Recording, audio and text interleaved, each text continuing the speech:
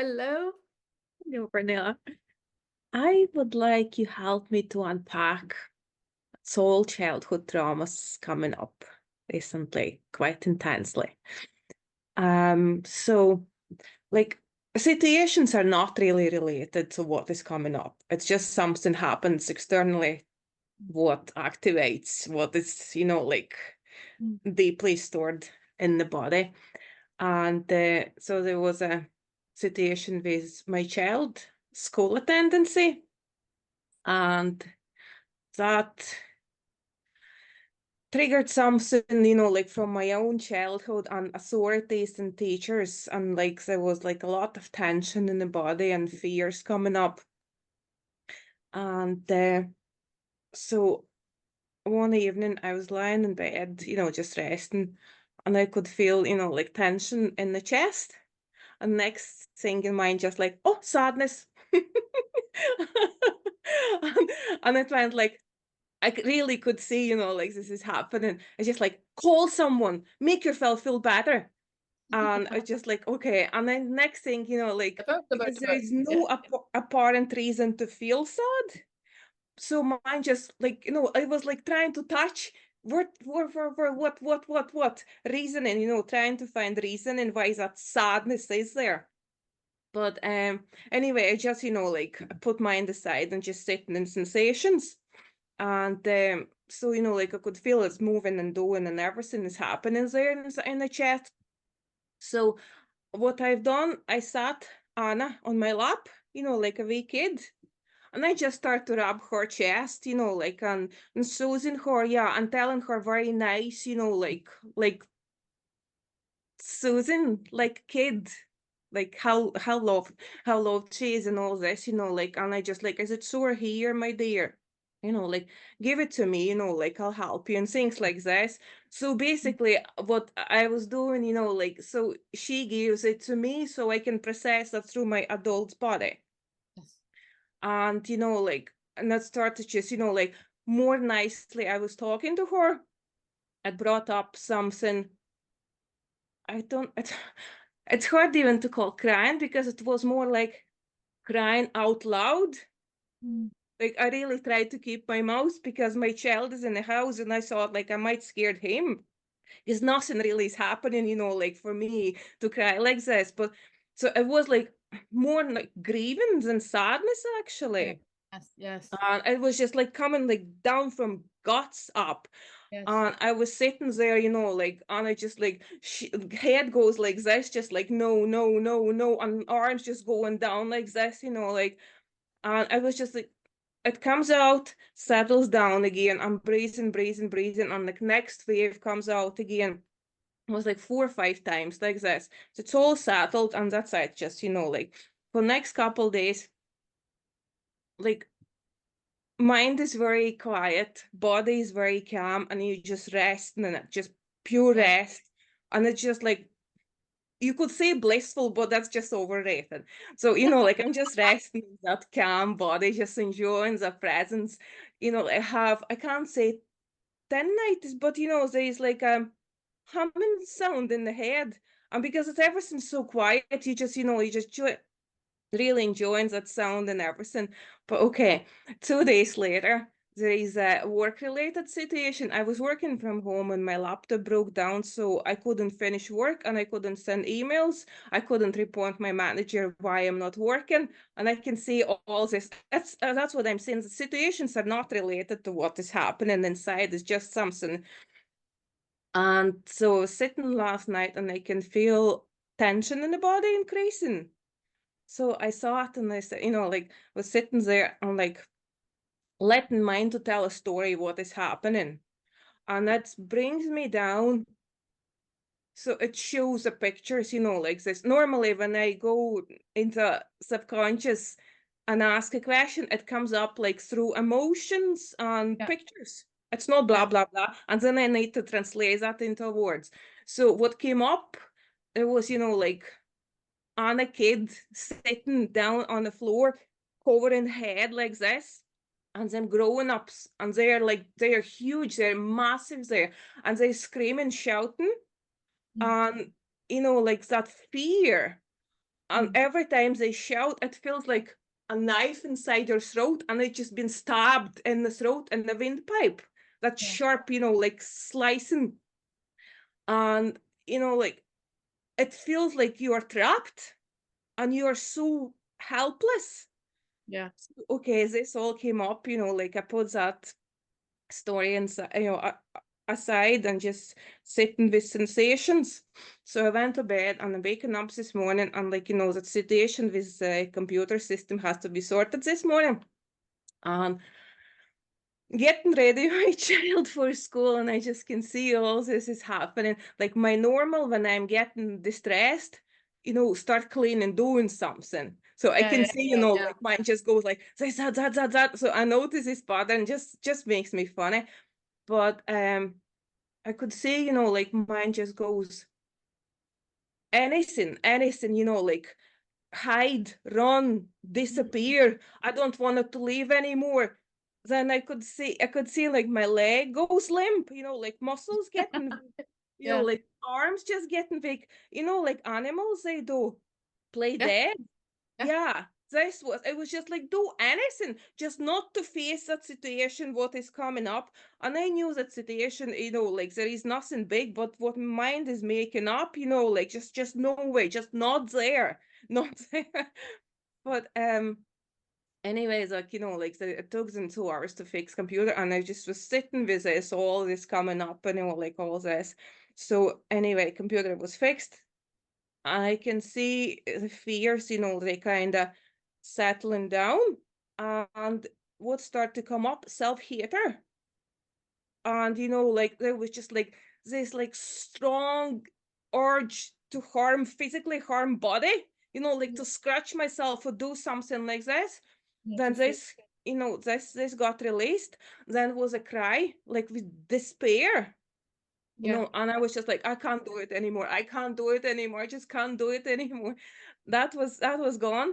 And next thing, it was just like this. It was just such I can't even explain where this is coming from, what it is, but you just feel total okayness in the body. Mm.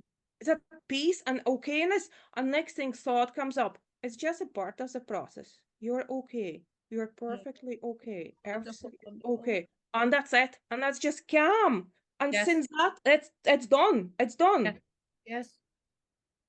So, Yes. but I was sitting, like when that extreme tension was in the body this morning, and I could feel, I just could see like something inside just wants to jump out of this body, just get out of this. And Yeah. I was doing what you recommend, like, can you just stay in this? Oh, is this what it was? A body feels unsafe, just Yeah. unsafety, Yeah. unsafe. I Yeah. just, can you stay in the body which feels unsafe? Yes. And I was just like, okay. It's So yeah, wonderful. Yeah, I love it. So I have so many things that I want to say. yeah, because So I really would like to unpack that with you. yeah, yeah, yeah, yeah.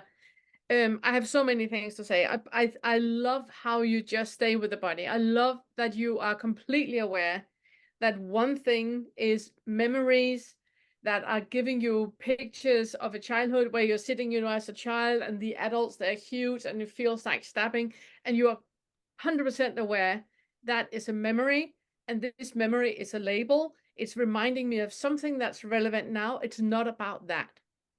Love that. Love that. Love that. And I just want, the reason why I'm, really emphasizing that is for everybody else that are sitting and watching.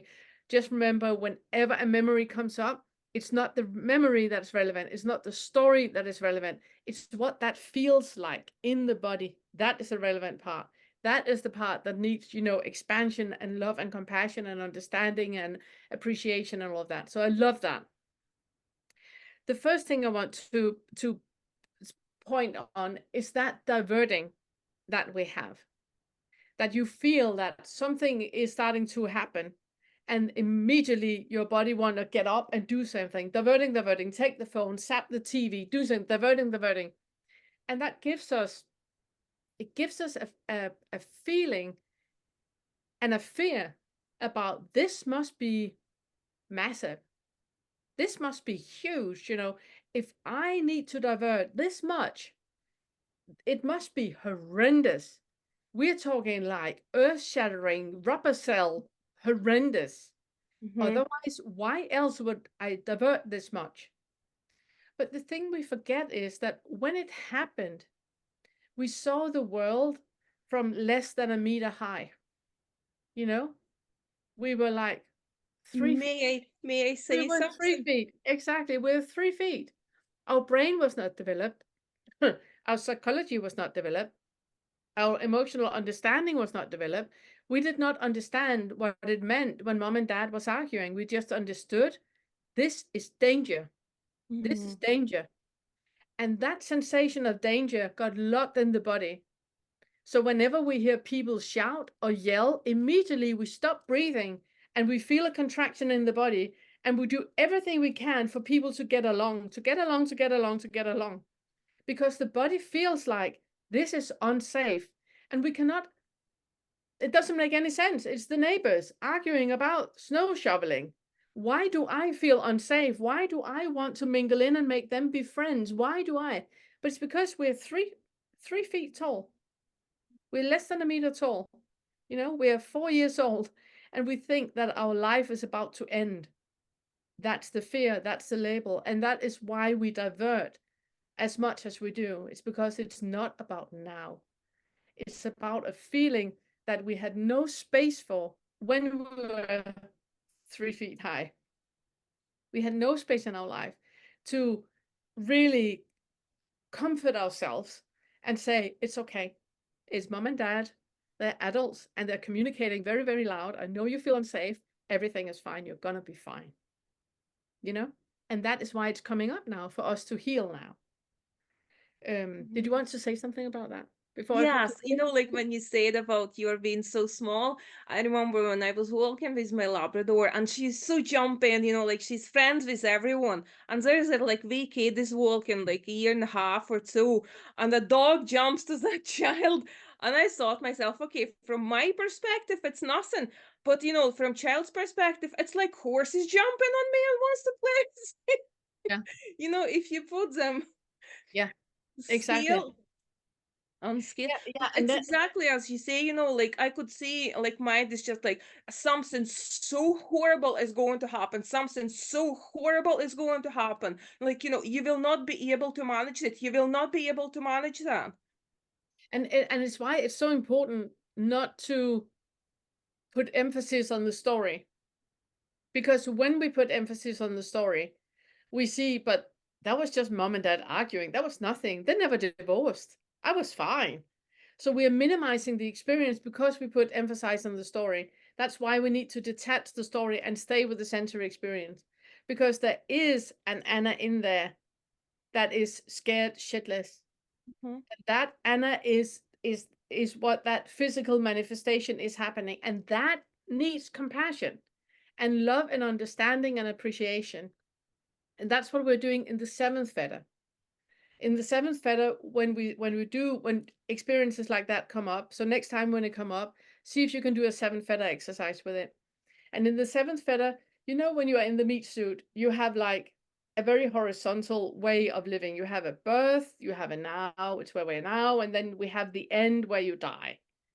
Um, in reality, time doesn't exist. It's only because we have a meat suit and that we have an experience of time that is horizontal. In reality, it's like that. It's vertical. Mhm. Everything is happening at the same time. Mhm. So you can sit with your Anna now when your child is asleep and when the feelings come up, you can in your mind go into that period of time where you were little Anna and you were looking up and you felt that stabbing in the throat, and then you just wanted to escape. You just wanted to get out of it, to get away from that, never experience that again. You can sit with Anna and caress her and say, okay, we're going into the situation now again. Look up at mom and dad. Do you feel I got you? Do you feel I'm right here? And then you heal that child in you in time. What will happen when you start to do that with lots of different things in your life is the weirdest thing. because obviously you come out of it again and time goes into being horizontal. What will happen is that you will start, those experiences will start to vanish, to disappear. So 5 years from now, when you watch this recording, you're gonna go, I can't remember that at all. I can't remember my mom and dad arguing. I can't recall them arguing at all. Because there's no urgency in you remembering because you have healed what needed to be healed. So the story is not relevant anymore. And the detachment that we're doing to the story and just staying with what needed then has been met. So it doesn't exist anymore. So what happens when we start to work with a seventh feather is that your lifespan, your experience of your lifespan gets shorter and shorter and shorter and shorter and turns on from here to doot, and then it's just a dot in a now and a now and a now. And there's not really any reference to something previous or something in the future. It's just this right now. That's the seventh feather. So basically stories, we are holding on stories because that sensory, whatever that is, hasn't been fully felt and processed. And this way the story just, like reminding to get them sensations to help them release at some stage when we are ready to do that. That's trauma, yeah, yeah.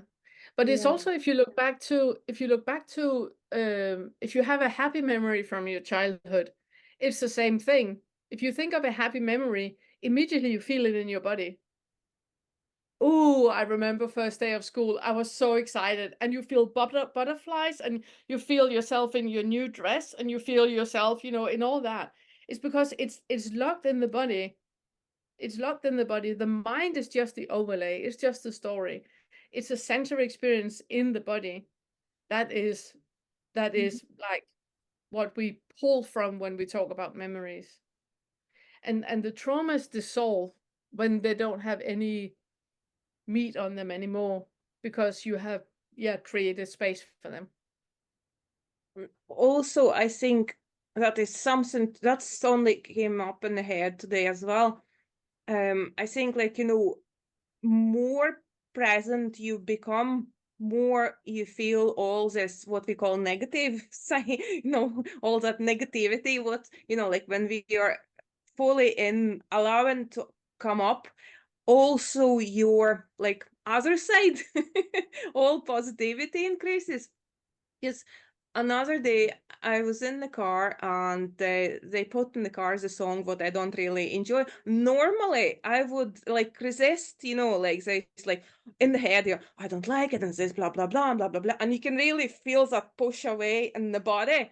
So this time I thought like, okay, I'll just like just feel what sensations. How's How do this you song know? How feels do you in know the, you don't like that song? Yeah.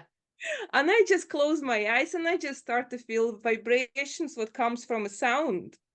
Yeah. And there was a sun and like some trees like on and off, on and off, on and off. So I just feel that vibration in the body, and then lights, they were just so different. And the joy, it was so overwhelming. Yes. When that song was over, I was like, oh my gosh, this was the best experience ever I had ever. It was Love it. honor. But I thought, like it's probably because you allow yourself to feel what we normally didn't allow. Simultaneously, you start to feel something what you never had access, Yeah. also on the so-called positive side. But it's because you release that belief in the story. How do you know you don't like that song? That's true So, too. so you heard it previously. How do you know you don't like the song now? How do you know that when the song starts and you go like, I don't like it? How do you know that you don't like it now? Or now? Or now? You don't know. You only know that if you're logging into a story. And that is a preconceived decision that has nothing to do with now. Just make a story. No, this music, I don't like it. Yeah, Yeah, yeah, yeah. yeah. I just want to say there was something else, something that I would like to pull your awareness towards. oh yeah, two things. One thing, it's just for everybody that you talked about that self-harm. You talked about self-harm. I just want to say in general about it that self-harm is happening to feel. Self-harm is happening because we do not feel, or we feel too much, and we haven't got a direction to deal with that pain that we feel. It's out of our reach. So if we self-harm, we have a direction to deal with the pain that we feel. It's like expressing emotional pain through physical pain. Yeah. And also, if we can't direct the emotional pain that we feel, or there's no space in our life to deal with that emotional pain, um, if we're children and a parent is dying, that emotional pain that we feel, there's nowhere to go with that. And if we have no one to talk to about it, that is out of our reach and it's too big for the body to contain. Then we can self-harm. So we have a parallel to the pain, but it's under our control. So it's a self-soothing mechanism. And I know that when I say that, every single therapist right now is sitting and going to the keyboard that I can't call self-harm for self-soothing, but that's the mechanism that it has. It gives us a sensation of controlling the pain. It's within our control, and we're not just left to chance if mom or dad is dying. Yeah. It makes total sense. And that really, it when we look at it like that, it opens up for compassion and an appreciation of the self-harm that we had in our life. It's very much like, oh, sweetheart, that was the only way you could feel it, that you could allow to feel it, you know. The last thing I would like to say, it was about and this is very much about very personal, directed at you. You said that that you felt that fear of no apparent reason. When you have a phrase like that, where you say it's of no apparent reason, it's an indication to me that you have had a childhood where you needed to argue your case for every emotion you had. That you were told that when you felt sad, oh, silly you, there's nothing to be sad about. Look at that, everything is fine. You were gaslit into whenever you had an emotion, you were angry. That's nothing to be angry about. That you were feeling hopeless. There are other people in Africa that feel more hopeless than you, that you were gaslit into what you experienced. So whatever feeling you had, you were always told that there was no apparent reason for it, which means that today you need to justify every single fucking feeling you have, which is unfair. You're allowed to have the full plethora of feelings, There doesn't need to be a reason. You can just, for the giggles of it, get miffy, You don't need a reason. So whenever now you're in that fortunate position that you have a child, whenever your child is having an experience, before you speak, feel what is happening in you. Feel how you are negating the experience of your child, because you're negating the feeling of you. And if you can't have it, they can't have it. I know it's horrendous and we don't want to hear that as parents, but No, it's exactly what is happening. I do that with my daughter a lot. Not yeah. that much with my sons, but with my daughter. Because every time she calls me and like all what she wants, like emotional Susan. And all what I do, I'm just looking for solutions. Yeah, yeah. And I remember one day we sat and she said, Mommy, I want you to be my cheerleader. I just want you. Yes, you're the best. I'm your mommy. I'm holding you. Yeah. And But then I the was reason the reason why you can't do it is because that never happened to you. So you need to start to do that for you, and then automatically it will drip over. So you will start to do it with her. So yeah, the that's moment she exactly says what. something, you're gonna go, "You go, girl!" You're just a cheerleader, and you're yes, Yeah, I believe in you, and and just when she's sad, it's just like, I understand, cry, I understand, allowing the feelings to be there for no apparent reason. Because I actually thought this, it's because you don't know how to sit with your own feelings. So Mhm. you push her away just not to cause any, turbulence in here. Yeah, yeah. But the reason why you struggle with sitting with your feelings is that you can't see the reason why they're there. And you think feelings can only be there if there's a reason for them to be there, and that's not true. Because That's not true. see, That's a lie. in my childhood, it was just like a lot of emotional and physical neglect. It was, like you either die or survive. So you brush everything off and keep going. Just keep going, keep going, keep going. There was no space for weakness. Just keep Yeah, going. yeah, You can't go down. No way. yeah, exactly. And that's why now you're looking for the reason for an emotion to be there, and that doesn't need to be a reason. It's just an emotion. It's just something physical is happening, a label is attached. In your work where you are now, I would like for you to slow down, and zoom in and see where that moment is happening, where a sensation is happening, a label is attached. Detach the label and just sit with the sensory experience and feel how that is moving about. And that is what you have avoided always. And it makes no sense to avoid that. Perfectly, perfectly. Just Beautiful. Beautiful. thank Thank you. you so much. Thank you. Thank you.